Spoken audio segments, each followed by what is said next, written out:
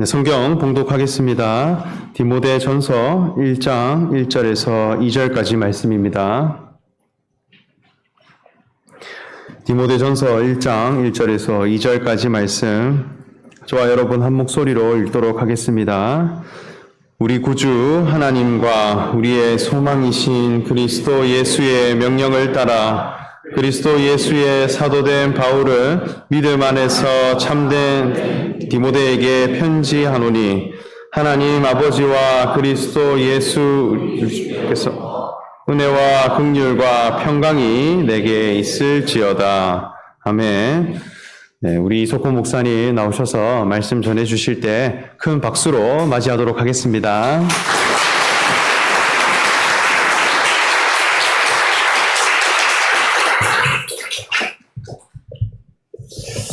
네, 저를 아시는 분도 있고, 제가 이번에 처음 뵙는 분들도 꽤 많이 있는 것 같습니다. 네, 저는 캐나다에서 사무엘 아카데미, 아까 김세 목사님께서 저를 소개해 주셨는데, 사무엘 아카데미 캐나다 캠퍼스의 디렉터를 맡고 있고, 또 현지 교회인 임마누엘 교회 부목사로서, 또 현지 교회 한인 사역 담당자로서 사역을 하고 있는 이석훈 목사입니다.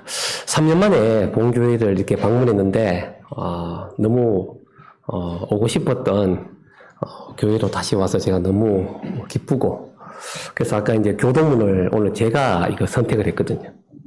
교동문 선택할 때에 주의 궁정에서의 한 날이 다른 곳에서의 첫날보다 낫다, 이렇게 이야기하고, 하나님의 성전 문지르고 있는 것이 더 좋다, 이렇게 제가 골랐는데, 본교회에 대한 어떤 제 사모함이 이 성실교도관에 있다 여기져서 또 함께 읽고, 또 오늘 또 말씀을 전할 수 있는 어떤 기회를 주셔서 감사를 드립니다. 네, 아무튼 저는 내일 또 캐나다를 가야 되는데, 또 가기 전에 제 자신이 또 어떠한 마음이 있는지, 어떠한 마음으로 가는지에 대해서 고백을 드리고 가게 됐다, 이렇게 여겨집니다. 원래는 저희 아버님이 몸이 안 좋으셔서 급하게 제가 연락을 받고 이렇게 왔는데 와보니까 아버님이 괜찮으세요. 그래서 제가 여기 왜 왔을까? 어떤 분들은 아버지가 아들 보고 싶어서 아들 보니까 나았다, 이런 분도 계시고 이렇게 한데, 제 생각으로는 제가 이 본교에 와서 여러 지체들도 만나고 또 보고 듣고 많은 교훈을 얻어야 될 것이 있다. 또 우리 또 목사님, 본교회 목사님에게 또 들을 말도 있겠다, 이렇게 얘기했는데, 실제로 제가 한 3주 정도 있다가 가는데 3주 동안에 많은 경험들을 했습니다. 많은 것을 듣고 보고 같이 밤도 새고 그렇게 과정을 같이 거쳐나간 것 같습니다. 캐나다에서도 밤을 새고 왔는데 여기서도 밤을 같이 샜습니다. 이러한 일들이 일어나야 될 일들이 일어나고, 이것이 정상적인 궤도로 가고 있는 모습을 보면서 하나님께서 우리를 참 버리시지 아니하시고 지속적으로 우리를 경영해 가신다, 이렇게 여겨져서 참 너무 의미가 있다, 이렇게 여겨집니다. 저 자신은 지금 오늘 말씀을 준비하면서 이번 사경의 말씀을 통해서도 제 자신이 누구인지를 다시 한번 생각하게 되었고, 또 캐나다를 제가 향해서 나아갈 때에 저는 어떤 마음과 어떤 목적을 가지고 나는 다시 캐나다 교회로 갈 것인가, 이것을 다시 한번 묵상하는 말씀으로 오늘 이 본문을 선택해 봤습니다. 오늘 읽은 이 디모데 전서, 그리고 그 뒤에 나오는 디모데 후서, 그 뒤에 나오는 이 디도서까지 이 모든 것을 다 묶어서 목회 서신이다, 이렇게 말을 합니다. 이 바울에게 있어서 이 디모데와 디도는 대단히 특별한 사람들입니다. 왜냐하면 바울에 의해서 영적으로 나아진 아들들이기 때문입니다. 그래서 이 디모데 전서, 후서, 디도서를 보게 되어지면 그저 개인적인 친분에 의해서 보내진 사적인 편지로 보여질 수 있지만, 그런데 이 내용을 우리가 가만히 읽어보다 보면 교회 공동체에 문제가 발생했을 때 목회자는 어떻게 해야 할 것인가? 교회 공동체가 지켜야 될 거룩성과 진정성, 그리고 나아가야 될 방향성, 목회자가 갖춰야 될 목회 지침이 알랄이 이곳에 기록되어 있다는 것을 우리는 발견할 수 있습니다. 그래서 이 디모데 전후서와 디도서, 이 모든 목회서시는 이것은 사적인 편지가 아니라 그저 안부를 묻고 전하는 편지가 아니라 공적인 그런 편지다, 이렇게 볼 수가 있다는 겁니다. 이 디모데전서가 기록된 배경을 가만히 볼 때는 이 사도 바울은 여러 차례 선교 여행을 떠나게 됩니다. 그런데 바울이 복음을 전파하면서 많은 사람들이 예수 그리스도에 관한 복음을 받게 됩니다. 그런데 그 후에 초대교회 공동체가 형성이 되었다는 거죠. 그런데 이 초대교회 공동체에는 유대인뿐만 아니라 헬라인들, 다양한 사람들이 교회에 들어오게 됩니다. 다양한 사람들이 들어왔다라고 하는 것은 다양한 사상과 가치와 다양한 기독 신앙의 본질리에 다양한 것들이 들어왔다는 거예요. 그렇게 했을 때 목회자는 이 수많은 가치들 가운데 어떤 기준과 원칙을 가져야 할 것인가? 이 말씀을 지금 기록한 배경이 이 디모데전서 안에 들어있다는 거죠. 그렇다면 지금 이렇게 이야기를 쭉 하다 보면 이것은 목회자들이 들어야 될, 목회자들이 읽어야 될 성경 본문이구나, 이렇게 생각하기가 쉽습니다.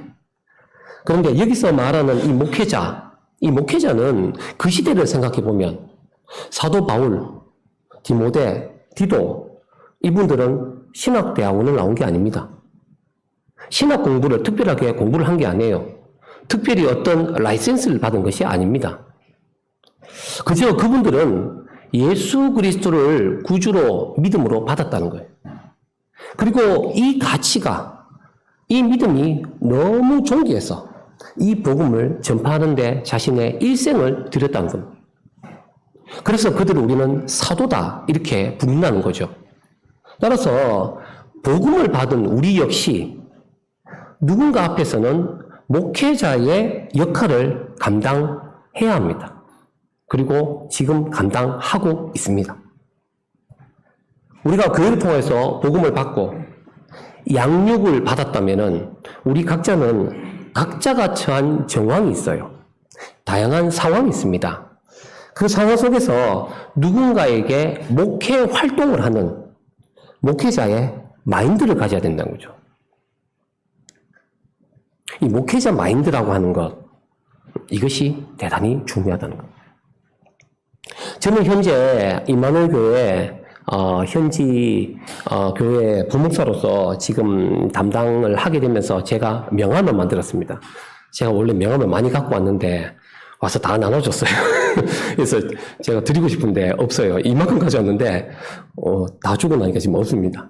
지금 300부를 찍었는데 제가 거의 한 지금 150부를 썼습니다. 이미. 예, 어디다가 줬는지 모르는데 곳곳에다가 그런다고 이렇게 오토바이 달리면서 뿌리고 이렇게 하는 건 아니고요.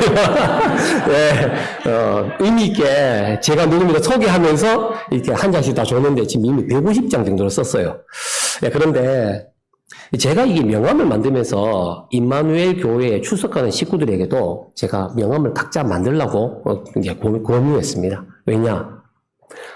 내가 목회자니까 명함을 만들고 내가 나 자신을 소개하겠어 명함을 준다, 이런 개념이 아니라 각자가 직장을 가든지 학교를 가든지 누구를 만나든지 나 자신을 소개를 해 나가야 된다.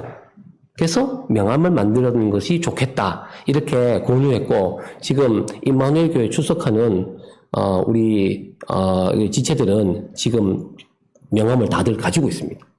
몇 장은 지금 줬는지는 모릅니다. 예, 얼마나 좋은지 모르지만 명함을 다 이렇게 만들었습니다. 자, 그래서 왜 그렇게 하라고 했느냐라고 했을 때 목회자 라이선스가 있느냐 없느냐, 이것보다 더 중요한 것이 있습니다. 그것은 우리가 목회자 마인드를 가져야 한다는 거예요. 그것은 내 생명만큼, 내가 받은 은혜만큼 이 복음을 전하는 사람으로 살아가야 된다는 겁니다. 우리가 행하는 이 올인원 캠프, 그리고 이 복음 전파하는 모든 바이블스테이의 어떤 그 모든 것, 여기 있는 모든 교육 활동에는 뭐가 가장 중요하냐? 마인드가 중요합니다. 마음에서부터 모든 것이 출발한다는 거죠. 그래서 이 마음이 있고 없고에 따라서 사람들이 선택하고 행동한 것이 다 다르게 드러날 수가 있다는 겁니다. 본문으로 돌아와서 이 사도 바울이 이 디모데 전서를 기록한 시점은 1차 로마 감옥에서 나온 후입니다. 그때 이 사도 바울은 그리스 반도 북쪽에 있는 마게도니아에서 복음을 전파하게 됩니다. 그때 이 디모데는 어디 있었냐? 튀르키예 반도 에베소에서 목회를 하고 있었어요. 그때 편지를 보내게 됩니다. 이 디모데라고 하는 이 사도 바울의 아들, 영적 아들은 그리스 원어의 의미 자체가 이 티모데오스라고 하는 의미를 가지고 있는데 그 의미 자체가 하나님께 영광을 얻다라고 하는 의미를 가지고 있습니다. 그런데 이 디모데는 헬라인 아버지와 유대인 어머니, 이 유대인 어머니 유니게에게서 태어나게 됩니다. 그리고 그 할머니는 로이스예요. 외할머니 로이스. 그런데 이 외할머니와 이 엄마인 유니게는 독실한 신자였다는 거예요. 그래서 어릴 때부터 이 디모데는 신앙교육을 할머니와 어머니로부터 받게 됩니다. 그 후에 디모데는 이 루스드라라고 하는 그 지역에서 살고 있었는데 사도 바울이 그 지역을 통과하게 됩니다. 1차 선교여행 때 이 디모데는 이 사도 바울을 만나게 됩니다. 그런데 바울과 실라가 2차 선교여행으로 다시 루스드라에 왔을 때 성경에서는 어떻게 디모데를 설명하고 있느냐라고 했을 때 디모데는 이미 예수 그리스도의 제자가 되었다. 이렇게 나오고 있어요. 그래서 바울은 디모데에게 할례를 행하게 되고 함께 선교여행을 떠나게 됩니다. 바울이 디모데를 다시 만났을 때 예수 그리스도의 제자가 되어 있다. 이 단 한마디 안에는 엄청난 내용이 들어있는 거예요. 왜 성경에서 이것을 기록을 했을까? 디모데에게 바울이 복음을 전해주고 그 뒤에 떠나갔는데 디모데는 이 복음의 말씀을 지속적으로 묵상을 했다는 거예요. 그 묵상함을 통하여서 그리스도의 제자가 되었다. 그리스도의 제자가 되었다고 해서 이것은 그리스도의 생명을 가진 그런 사람이 되었다는 거예요. 이것은 디모데가 어떤 사람인지를 설명을 하고 있습니다. 디모데는 사도 바울에게 이 복음을 받은 이후에 낳아진 아들인데 복음에 대해서 대단히 열정적이었다는 거예요. 그리고 그랬을 때 그리스도의 제자가 되어 있는 그 상태까지 이르게 되었다는 거죠. 그러므로 하나님의 말씀을 받은 우리는 이 말씀을 우리가 지속적으로 묵상을 해나가야 됩니다. 성경에 기록된 하나님의 말씀, 오늘날 펼쳐진 교회 공동체, 수많은 인격들로부터 흘러나오는 말씀이 있습니다. 이 두 가지의 말씀을 우리는 교회 공동체 안에서 동시에 받아들이고 있습니다. 한 가지만 있어도 엄청난 거죠. 기록된 하나님의 말씀에 대한 분명한 계시를 우리가 받고 묵상하는 것도 엄청난 거예요. 그런데 오늘날 교회 공동체 안에서 하나님의 말씀이 인격이 된 한 사람 한 사람을 만나가서 그 말씀을 내가 받아들일 수 있다고 하는 것, 이것은 최고의 조건입니다. 문제는 무엇이냐? 이 하나님의 말씀을 얼마나 내가 묵상하느냐입니다. 그 묵상함의 정도에 따라서 전혀 다른 생명의 상태가 나타날 수가 있다는 거예요. 그래서 사도 바울은 오늘 본문에서 디모데에 관해서 보증을 합니다. 믿음 안에서 참 아들 된 디모데. 디모데 후서에서는 그렇게 나옵니다. 사랑하는 아들. 고린도전서에서는 그렇게 말합니다. 주 안에서 내 사랑하고 신실한 아들. 이렇게 보증을 하는 거예요. 교회 안에서 보증하고 보증받는 것. 이것은 아름다운 관계입니다. 그래서 오늘 제가 설교의 주제를 바울과 디모데의 아름다운 관계, 이렇게 주제를 정해봤습니다. 디모데는 신실하고 충성되었다는 거죠. 그래서 사도 바울은 디모데를 에베소 교회, 데살로니가 교회로 파송을 합니다. 그곳에 가서 교회를 돌봐라. 그렇게 믿었다는 거예요. 믿고 보냈다는 겁니다. 원래 디모데는 사도 바울로부터 복음을 받은 자였어요. 그런데 이 디모데가 성장하고 성장해서 지금 어디까지 이르느냐? 사도 바울의 동역자에까지 이르렀다. 동역자가 되었다는 거죠. 이런 디모데에게 지금 바울은 말을 합니다. 우리 구주 하나님과 우리의 소망 되신 그리스도 예수의 명령에 따라 그리스도 예수의 사도된 바울은 이렇게 오늘 1절에서 시작을 합니다. 이 부분은 다른 바울 서신과 다른 특별한 점이 있습니다. 이것은 우리라고 하는 말을 2번이나 사용을 했다는 거예요. 우리. 이 우리라고 하는 이 말, 이것은 원어상으로는 헤몬이라고 하는 단어를 씁니다. 헤몬이라고 하는 단어를 쓰는데 우리라고 하는 것은 우리가 잘 알다시피 한 사람이 아니라 관계 속에서 나온 말이에요. 그러면 우리의 시작은 뭘까요? 우리의 시작은 나입니다. 에고, 나예요, 나. 예수 그리스도를 통하여서 발견된 나 자신, 에고. 예수 그리스도를 통해서 직면한 나 자신, 이게 에고예요. 그런데 우리가 되기 위해서는 나만 있으면 안 됩니다. 또 다른 나가 있어야 돼요. 다른 사람, 그 사람 또한 그 사람 입장에서는 나예요. 에고입니다. 그 사람도 예수 그리스도를 통하여서 자기 자신이 발견된 사람이라는 거죠. 직면한 사람이라는 거죠. 그 에고와 에고와의 만남, 이것이 바로 헤몬이에요. 예수 그리스도 안에서 발견된 너와 나, 그 만남에서 우리라고 하는 관계가 형성이 된다는 겁니다.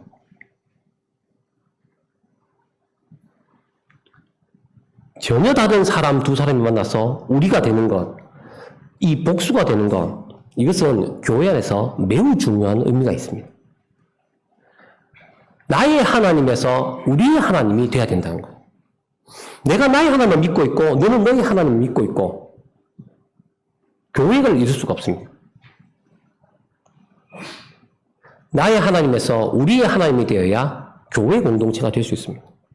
그래서 예수님께서 십자가에서 외치셨습니다. 나의 하나님 어찌하여 나를 버리셨나이까? 이 외침은 우리 모두가 내가 믿고 있던, 내가 섬기고 있던 나의 하나님부터 철저히 버림을 받아야 된다는 거예요. 죽어야 새 생명으로 더불어 교회 공동체라는 영광 안으로 함께 이룰 수가 있다는 겁니다. 십자가에서 나의 하나님이 죽음을 맞이해야 우리의 하나님이 구주가 되실 수 있다는 거죠. 그래서 우리 구주 하나님, 이 표현이 나오는 거예요. 우리의 구주 되신 하나님이 너와 나 사이에 있다는 거예요. 바울은 디모데에게 그 말을 하는 거예요. 너와 나는 같은 하나님을 믿고 있다는 거예요. 이것은 그저 같은 공간에 산다고 되는 것이 아닙니다. 그저 함께 쉐어하는 것, 함께 우리가 나누어 지내는 것, 그렇게 한다고 되는 것이 아니란 겁니다. 바울은 디모데에게 복음을 전한 후 떠나 있다가 다시 만났는데 예수 그리스도의 제자가 되어 있다는 거예요. 저도 이번에 지금 3년 만에 본교회를 이렇게 방문했습니다. 지체를 쭉 만나가고 있습니다. 그렇게 했을 때 우리는 무엇으로 만날 것인가? 너와 내가 동일한 하나님의 의로 만나는 거예요. 그것으로 함께 교제하는 겁니다. 그 의로서도 통용하는 거죠. 이 관계. 즉 하나님의 공의를 가질 때 거기서는 무엇이 느껴지느냐? 일체감이 느껴지는 거예요. 일체감에서 너와 내가 전혀 다른 사람인데 같은 친밀감과 하나라고 하는 그 마음이 느껴지는 거죠. 이것은 같은 생명관계를 이야기하는 거죠. 이렇게 했을 때 우리 하나님이다 이렇게 표현할 수가 있다는 겁니다. 우리가 되기 전에는 그저 다 각자였어요. 그저 나 자신이 하나님 앞에 의로워지는 것, 구원받는 것, 여기에 처음에는 집중을 했었습니다. 그런데 어디까지 가야 되냐? 우리가 어디까지 가야 될 것이냐? 밤새워서 왜 이야기를 할 것이냐? 결국은 동이라는 하나님의 의로서 만나야 된다는 거예요. 그것이 서로 너와 나 사이에서 공유되고 공감이 돼야 되는 거죠. 그렇게 했을 때 우리라고 하는 교회 공동체가 세워지게 될 수 있다는 겁니다. 그래서 사도 바울이 디모데에게 우리라고 이 말을 쓴 것, 이것은 대단히 의미가 있다. 동일한 하나님의 의, 그 의를 네가 가진 자다라고 하는 의미부여와 지금 보증을 하고 있다는 거죠. 이게 얼마나 아름다운 관계냐는 거예요. 제가 이번에 아버님 병원으로 급히 왔는데 많은 사람들이 지금 아버지와 어머니를 대하는 태도가, 주변의 사람들의 태도가 달라진 것을 확인할 수 있었습니다. 아버지께서 현직에 계실 때, 퇴직하셨을 때 다릅니다. 건강하셨을 때, 아프실 때 태도가 달라요. 그것을 보고 어머니가 속상해 하시더라고요. 어떻게 이럴 수가 있나. 속상해 하시더라고요. 이러한 관계는 상황에 따라서, 유불리에 따라서 언제든지 바뀌어지는 관계입니다. 이것은 세상의 가치에 의한 객관적인 관계라는 거죠. 그런데 이 바울과 디모데의 이 두 사람의 관계, 이 두 사람은 복음을 받은 그 관계로 인하여서 우리가 지향해야 될 아름다운 관계라는 거예요. 같은 교회를 다니고 있으니까, 우리가 오래 알고 지냈으니까, 교회 생활이 무엇인지 이제 이해할 만큼 다 이해했으니까, 그것으로 지금 맺어진 관계, 그것으로 내가 공유되는 관계, 그것이 아니라는 거예요. 우리가 함께 바이블 스테이도 하고 함께 캠프를 했으니까, 우리가 같은 일을 하니까 너와 내가 우리라고 할 수 있느냐? 그렇게 이야기할 수가 없다는 거예요. 도리어 삶의 과정이 서로 다르고 성향과 기질이 서로 다르다 할지라도 동일한 하나님의 의로 만나는 것. 여기에서 의미를 부여하고 서로 보존할 수 있어야 우리 구주 하나님이라고 말 수가 있다는 겁니다. 이런 의의 만남과 공의가 세워지는 것, 이것은 복음을 받은 다음에 이것을 내 머릿속으로 이론적으로 교리적으로 얼마나 너와 내가 같은 일치를 하고 있느냐, 너와 내가 말이 맞느냐라고 하는 어떤 이 수준을 넘어서는 거죠. 우리의 신앙은 관념적이고 추상적인 신앙이 아니라 삶 가운데 있어서 너와 내가 같은 것을 확인해 나가는, 그것으로 만나가는 이런 과정을 거쳐야 우리 구주 하나님이라고 하는 이 고백을 할 수 있다는 겁니다. 저는 캐나다 교회로 돌아가면서 이 캐나다 교회가, 우리 커뮤니티가 이 우리라고 하는 이 바울과 디모데의 이 관계가 되어지기를 간절히 소망을 하게 됩니다. 이 사도 바울은 자신의 기록한 서신마다 그리스도의 예수의 사도된 바울은 보통 이렇게 시작을 합니다. 왜 이렇게 시작을 할까요? 이것은 바울이 자신의 사도성을 강조를 하기 위함이에요. 왜냐하면 바울은 예수님의 직접적인 제자가 아닙니다. 그러다 보니까 예수님을 만난 적도 없어요. 그래서 수많은 사람들이 사도 바울의 사도성을 계속적으로 공격을 하게 됩니다. 그런데 사도 바울은 사도라는 이 단어를 구태여 쓰는 이유는 진정한 사도가 누구냐는 거예요. 그거를 말하기 위함입니다. 이 사도라고 하는 이 말은 이 아포스톨로스라고 하는 단어를 사용합니다. 이 아포스톨로스라고 하는 이 단어는 보내심을 받은 자, 이런 의미가 그 속에 들어 있습니다. 이 보내심을 받은 자, 그런데 이 단어는 아포스텔로라고 하는 동사에서 파생이 됩니다. 그런데 이 아포스텔로라고 하는 단어가 대단히 의미가 있습니다. 이 단어는 떼어놓다, 파견하다 이런 뜻입니다. 떼어놓다. 먼저는 사도는 스스로 간 자가 아니라는 거예요. 누군가가 보내었다는 거예요. 보내는 자가 있고 보내심을 받은 자라고 하는 관계가 있습니다. 보내는 사도 바울이 있고 보내심을 받은 디모데가 있습니다. 이 관계는 보내어도 되겠다, 보내는 것을 감사히 여기고 영광스럽게 여기는 이 관계가 있다는 거예요. 그런데 떼어놓다라고 하는 의미는 또 어떤 의미가 있을까요? 이것은 예수님이 6월절 마지막 저녁에 제자들에게 빵을 떼어주셨습니다. 포도주를 분배해 주셨습니다. 이것과 같은 거예요. 오늘날 성찬식에 보게 되면 빵을 미리 잘라놓죠. 포도주를 위에 부어놓습니다. 편의상 그렇게 합니다. 근데 예전에 제가 오래전입니다. 예배 PPT를 제가 만든 적이 있었어요. 예배 PPT를 만들어서 예배 때 PPT를 해야 되겠다 이렇게 만들었는데 성성인 목사님께서 그거를 보시고 말씀하셨습니다. 다 잘려진 코노니아 화면에서 다 잘려진 빵들을 보시고 혹시 덩어리 빵이 있는데 떼는 것이 없느냐고. 빵 덩어리가 있는 게 떼는 것 같은 것이 없냐고. 포도주를 다 미리 부어놓은 것이 아니라 붓는 어떤 그림이 없냐고. 그걸로 바꾸면 좋겠다. 그렇게 말씀하신 적이 있습니다. 이것은 대단히 의미 있는 말씀이죠. 실제 주님께서는 빵을 떼어주신 거죠.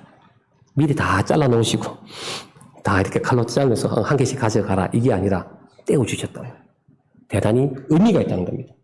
빵을 떼는 것, 포도주를 붓는 것, 이것은 동일한 생명을 분화하는 겁니다. 따라서 사도는 예수 그리스도와 동일한 생명이 분화가 되므로 보냄을 받은 그리스도인들을 이야기하는 거예요. 내가 분화되어서 거기에서 생명력 있는 그런 그리스도의 복음을 전하는 그런 분신이 되었다. 그러면 그런 사람이 사도라는 겁니다. 그러므로 바울이 예수님의 직접적인 제자가 아니라 할지라도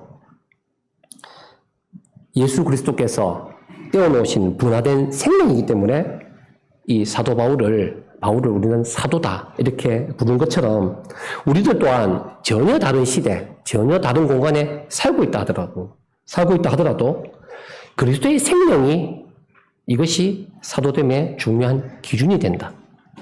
그리스도의 생명을 가진 자가 되는 것, 그렇게 해서 살아가는 것, 그분의 어떠하심을 나타나게 하는 것, 이것이 대단히 중요하다. 그렇게 말씀하고 있습니다. 그래서 우리 자신은 그러면 어떠한 자인지, 내가 분화된 자인지, 내가 분화된 생명으로 살아가는지를 스스로 우리는 생각을 해야 됩니다. 그래서 사도 바울은 고린도 교회를 향해서 그렇게 말씀합니다. 성찬식에서 많이 사용하는 성경 구절이죠. 사람이 자기를 살피고 그 후에야 이 떡을 먹고 이 잔을 마실지니 자신을 먼저 살펴야 된다는 거예요. 내가 이 떡을 받는 것, 이 피를 분배받는 것이 그저 형식적으로 성찬에 동참하는 것, 이 의미 속에 내가 이 떡을 받아서 내가 분배받은, 내가 떼어놓은 예수 그리스도에 떼어놓은 분신과 같은 자인지를 내 스스로가 살펴야 된다는 거예요. 나는 어떤 인생을 살고 있는지 이것을 생각을 해야 된다는 겁니다. 사도 바울은 디모데에게 그렇게 말합니다. 믿음 안에서 참 아들 된 디모데. 여기에서 참 아들이라는 단어를 쓰고 있습니다. 이 참이라고 하는 것은 이것은 진짜다. 이것은 적자다 이 뜻입니다. 적자. 적자는 서자, 적자 할 때 그런 거예요. 이 적자라고 하는 것은 아버지로부터 유업을 받을 자다. 이런 의미가 그 속에 들어있습니다. 그리고 이 말은 더 나아가서 어떤 의미냐면 본질이라고 하는 단어가 들어있어요. 본질이라고 하는 의미가 들어있어요. 그래서 이 디모데에 대해서 사도 바울은 그렇게 표현합니다. 너는 나의 본질적인 아들이다. 이렇게 이야기해요. 본질적인 아들이라는 거예요.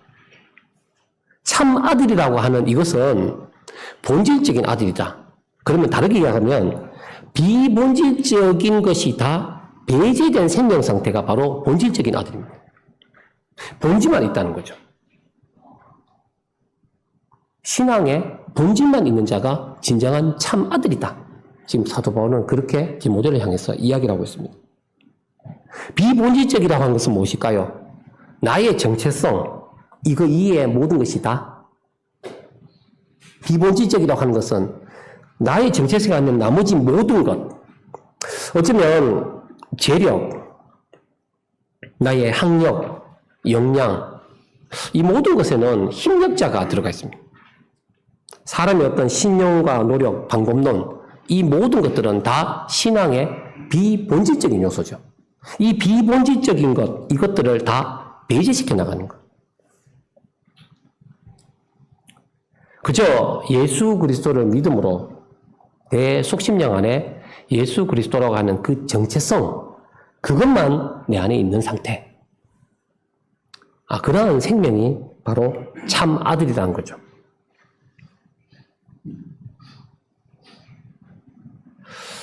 이 신앙의 본질만 가지고 있는, 그것으로 복음을 전파하고 있는 이 디모데를 향해서 사도 바울이 이것을 보증을 하고 있다. 이 관계가 너무 아름다운 관계라는 겁니다. 너와 나 사이에 복음의 본질만 있어야 됩니다. 그렇게 해야 진정한 우리가 될 수 있습니다. 또 내가 너를 신뢰할 수 있습니다. 보낼 수 있습니다. 그래서 사도 바울은 이 믿음의 본질을 가지고 있는 참아들 된 디모데에게 하나님 아버지와 그리스도 예수 우리 주께로부터 은혜와 긍휼과 평강이 내게 있을지어다, 이렇게 축복을 하고 있습니다. 저는 이 아름다운 관계가 캐나다 교회 안에서 이루어지기를 간절히 소망하게 됩니다. 먼저는 제 자신이 복음의 본질로 나아진 아들이 되어지고, 또 복음의 본질로 나아진 또 한 사람 한 사람, 그 한 사람 한 사람을 발견하고 만나가고, 그 만나가는 한 사람을 대할 때 주를 대하듯 귀하게 되어 나가는 그런 아름다운 관계가 맺어지기를 저는 소망하게 됩니다. 나를 대접하고 너를 먹는 교회 공동체는 그저 말씀을 듣고 이론적으로, 개념적으로 내가 말씀을 이해하고 있는 그 상태가 아니에요. 내 앞에 있는 한 사람을 내가 먹어가는, 내가 너를 먹고 나는 너에게 먹히는, 서로가 서로를 대접하는, 더불어 먹는 그런 생명잔치, 생명관계, 이것이 캐나다 교회 그리고 우리 커뮤니티 안에서 반드시 이루어질 중요한 부분이라고 여겨집니다. 한 가지 예만 제가 전하고 말씀을 마치겠습니다. 제가 캐나다 사무동산에서 보면 닭장이 있고 또 양축사가 있습니다. 이 닭장에서 닭도 키우고 토끼를 키워봤는데, 지금 양축사를 지은 지 몇 년이 됐는데 아직 양을 못 키우고 있습니다. 대단히 죄송하게 생각합니다. 네, 지금 저의 목표는 내년에는 반드시 양을 양축사에서 키우는 것이 제 목표입니다. 그런데 가만히 묵상을 하다가 왜 캐나다 있는 우리 교회가 공동체적인 교회가 되어지지 못했을까라고 하는 것을 제 스스로에게 질문을 던졌을 때, 닭과 토끼는 그저 놔둬도 돼요. 그저 풀어놓고 방목해도 괜찮습니다. 스스로 살아냅니다. 사료만 잘 주면 돼요. 그렇게 하다 보니까 대단히 제가 닭과 토끼와 객관적인 관계가 되어 있더라고요. 그런데 양은 다릅니다. 양을 왜 지금 못 키우고 있을까? 어쩌다 보니까 지금 이렇게 되었다. 그것보다도 저 자신을 향해서 계속 교훈이 날라옵니다.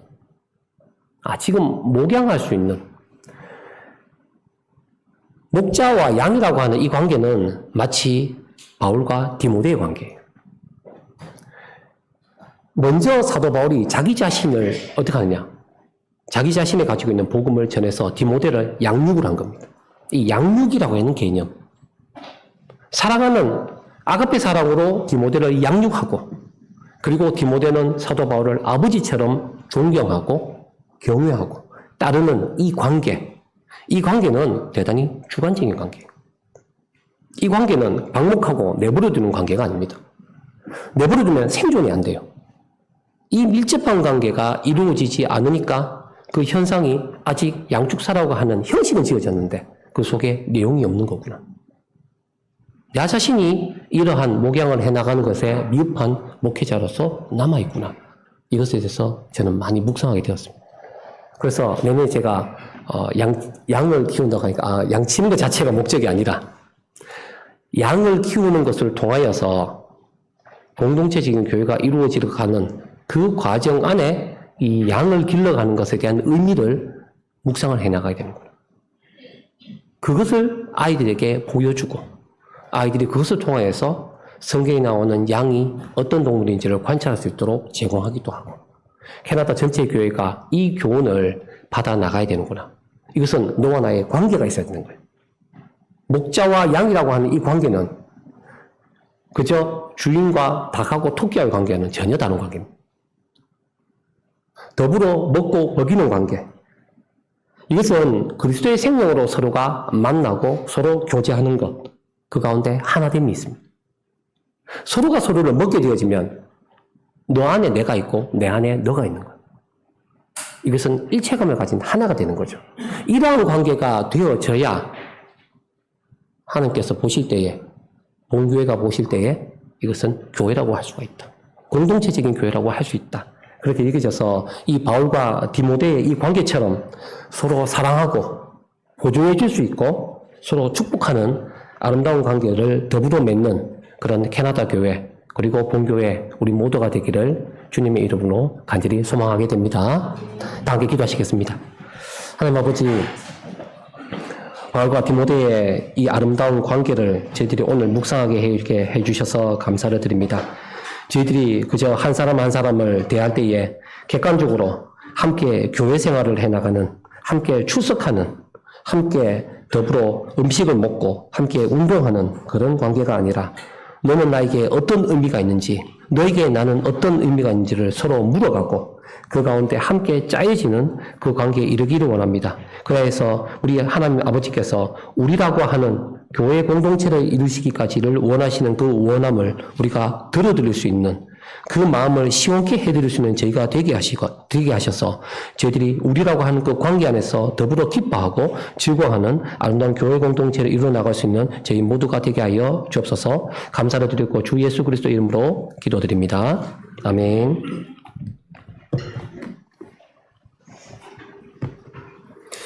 네, 말씀 감사합니다. 복음의 본질만으로 우리가 되어지는 저와 여러분 되시기를 소망합니다. 우리 말씀 전해주신 이석호 목사님께 다시 한번 감사의 박수를 보내겠습니다.